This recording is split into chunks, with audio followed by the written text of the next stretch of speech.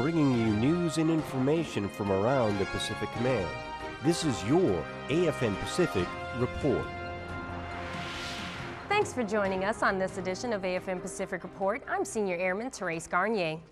Defense Secretary Chuck Hagel has ordered the services to retrain, recredential, and rescreen all sexual assault prevention and response personnel along with military recruiters.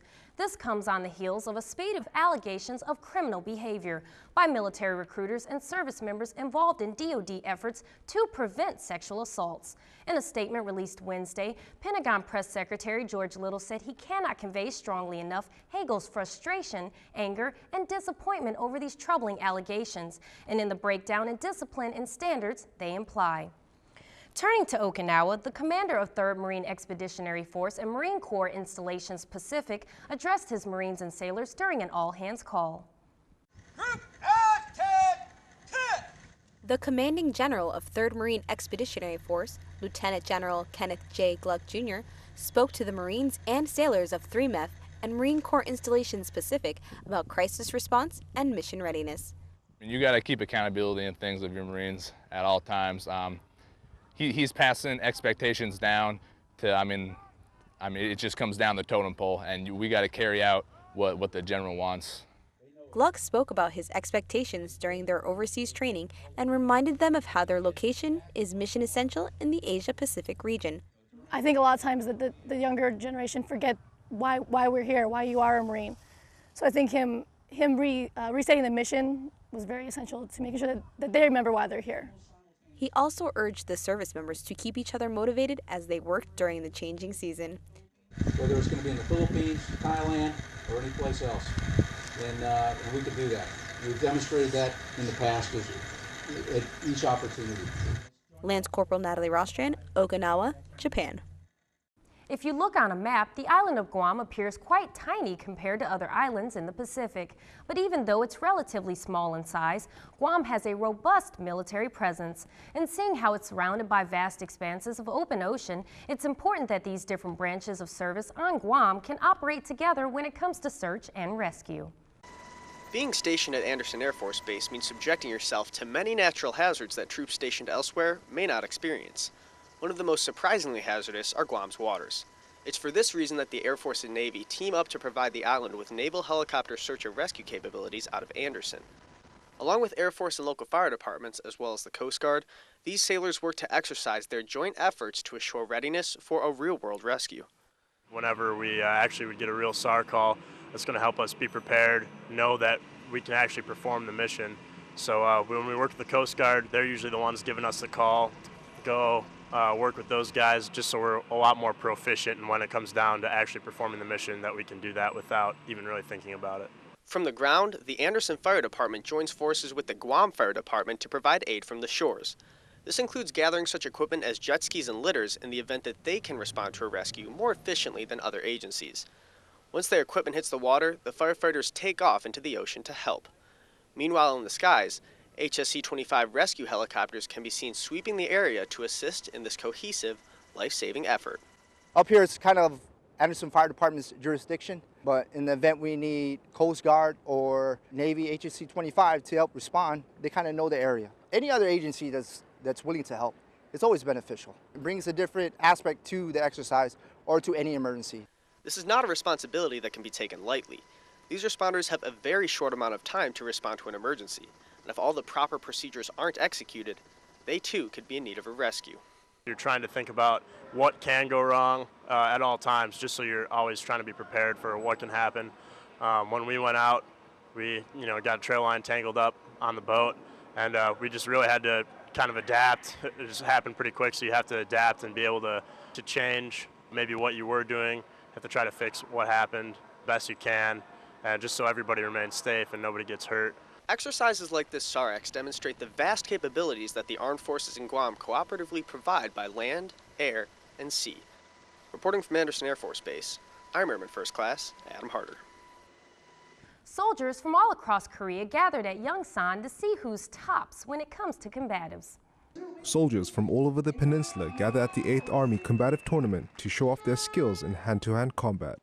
purpose of this event is, of course, with combatives, we always want to make sure soldiers are highly trained on hand-to-hand combat, especially for when they go down range, because we shouldn't just be proficient in being to operate our weapons. We should be able to operate all the equipment that we're accustomed to, that we're assigned to us. We should also be able to think quickly on our feet. And combatives is a good way to work with that. One's combative ability could be the difference between life and death in real combat situations. When you're out there, your weapon may jam, okay? So it's a good thing to know that when you're close with the enemy, you can fight even without your weapon, all right? You can use your hands as a weapon and your mind as a weapon. Endurance is a key factor for the combatives tournament. Participants train several weeks to last a 6-minute round. I just did a lot of cardio, you know, and I just went back to the roots of wrestling and mix a little jiu-jitsu into it. You can never underestimate your opponent, so I just keep on my toes. Like I said, every match is different. Just take it one match at a time. It's a learning experience. You learn from every fight. You learn from your mistakes and everything. Specialist Gray won by submission in the middleweight category. Katusa Corporal Woo Yeon-jo, Yongsan, Korea.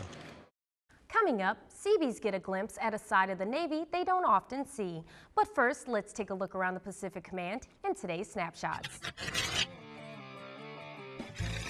Sailors load their weapons during M16 rifle qualification while on board USS Tortuga in the Philippine Sea. Marine firefighters battle a blaze during a training exercise at the Camp Hansen Joint Training Facility on Okinawa. Sailors carry a simulated casualty to safety during a crash and smash drill aboard USS Blue Ridge at Yokosuka Naval Base. And that's a look around the Pacific Command in today's Snapshots. A majority of a Seabees career will be spent on land, which is why a group of Seabees at Sasebo took a tour of a ship to see what life is like in the other part of the Navy. Seabees. For over 70 years, the Naval Construction Force has been working hard on construction projects all over the world. But even with all this experience, most Seabees don't participate in ship life. That's why Naval Mobile Construction Battalion 5 in Sasebo, Japan is taking the day to learn a bit more about the other side of the Navy by touring USS Bonhomme Richard. Request permission to come aboard. Today was an opportunity for my Seabees and myself to experience with the fleet side of operations, really go from a land-based platform, warfighting platform like we have as Seabees, and experience the sea-based warfighting platform like they have on the ships. Basically, it's a big, wide open space where everybody does basically whatever they want. To be a well-rounded sailor at Sunday Navy, you have to know more than just your rate. So for you to step outside of our comfort zone as Seabees and really get a good look at what it is that the fleet does on a daily operation. We're such a small percentage of the Navy, and to see what the real Navy does on a daily basis was definitely an eye-opener. So forward, I'll show you guys the 50 cal mounts, and then we also have 25mm gun systems on board. I really enjoyed seeing the large weapon systems they had on board of that ship. I was completely surprised by some of the rockets and the close-in weapon systems they had there, and impressed by that. And the size of the flight deck, I mean, just the sheer size, I was lost. I was completely lost within 5 minutes of being on there, so my respect to those guys that do that every day, in and out. The tour is one of the many ways service members in the Navy can become better sailors. Seaman John Marzullo, Fleet Activities, Sasebo, Japan. A two-day event at Misawa Air Base provided students important lessons about science, technology, engineering, and math. For 2 days, this hangar at Misawa Air Base, Japan became a facility of learning and discovery for kids of all ages. A place much like their classrooms, but with the emphasis of applying knowledge learned to everyday life. STEM is an initiative from all of DODEA, the Department of Defense schools, to promote science, technology, engineering, and math from grades K through 12. The most important thing that they take away from this is that it's going to get them really thinking, just thinking right now, thinking about how what they do in their life has some sort of scientific foundation, has some sort of scientific implication to what they are doing, how they are living, and what they're going to do in the future. It gives them a little more detailed information about what goes on behind the scenes, how everything works. It keeps our military going, and even though most people don't realize how important the military is, having grown up around military, I do know that it's very important. And even like the pilots have to know what the math and the science, and everyone has to know their part so that everything can function correctly. These are all things that are accessible to students, accessible now, and they apply to their everyday lives. Don't take technology for granted.